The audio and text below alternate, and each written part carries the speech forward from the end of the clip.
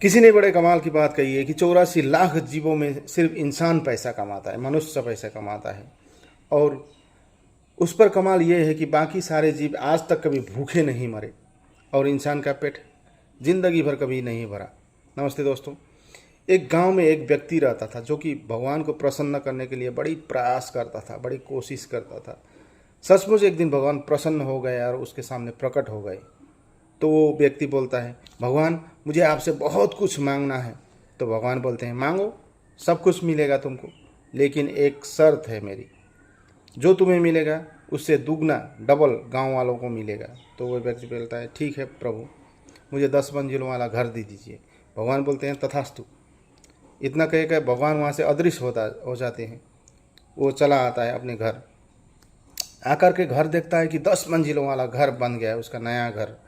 बड़ा खुश होता है, बड़ा प्रसन्न हो जाता है वो व्यक्ति। और अगले दिन वो अपने घर से गांव में निकलता है घूमने के लिए। देखता है कि गांव में सभी के 20 मंजिलों वाला घर बन गए हैं। तब उसको बड़ा दुख होता है, बड़ी वो ईर्ष्या होती है कि कोशिश मैंने किया, भगवान को प्रसन्न मैंने किया और इन लोगों को फ्री में 20 मंजिलों वाला घर बन गए। तो वहाँ से लौट के आया, फिर भगवान को प्रसन्न करने में लग गया। भगवान प्रसन्न हो गए और दर्शन दिए। तो इस बार वो व्यक्ति बोलता है कि भगवान मुझे एक कार चाहिए। भगवान बोलते हैं, तथास्तु। वहाँ से अदृश्य हो गए भगवान। वो व्यक्ति घर आया, देखता है एक नया कार खड़ी है उसके घर में। बहुत खुश हुआ, वो बहुत प्रसन्न हुआ। अगले दिन कार लेकर के निकल जाता है घूमने के लिए। गांव में देखता है सभी लोग कार ले करके घूम रहे हैं और एक कार खड़ी है घर में।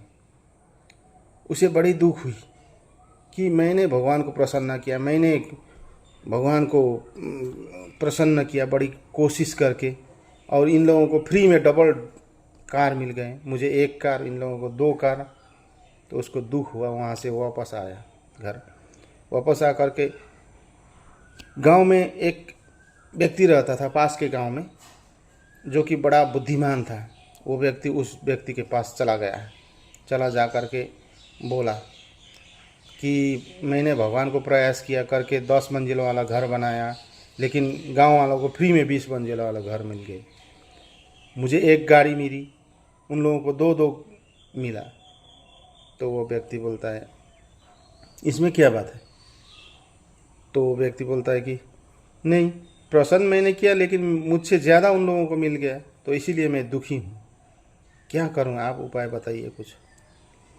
तो वो बुद्धिमान व्यक्ति उसको बोलता है कि तुम एक काम करो, जाओ भगवान को प्रसन्न करके एक आंखें मांग लेना, तुम्हारी एक आंखें अंधे करने के लिए बोल देना।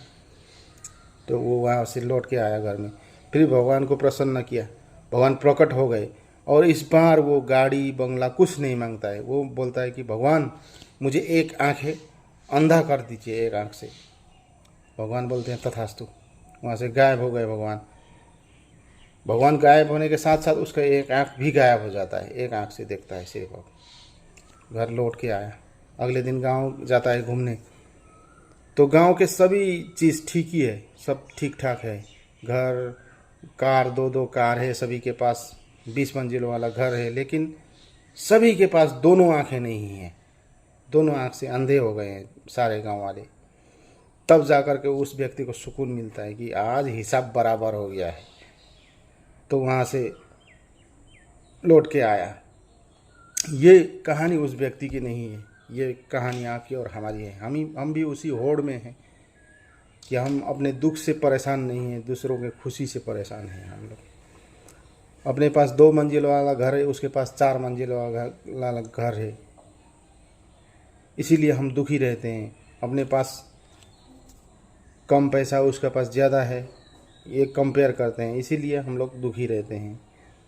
तो वो जो जेलॉजी है उसको हम लोग मिटाना है, वो फैक्टर जो हावी हो गया है उसको हम निकालना है। तो दोस्तों, कुछ ऐसा करो कि दुनिया करे आपको सलाम।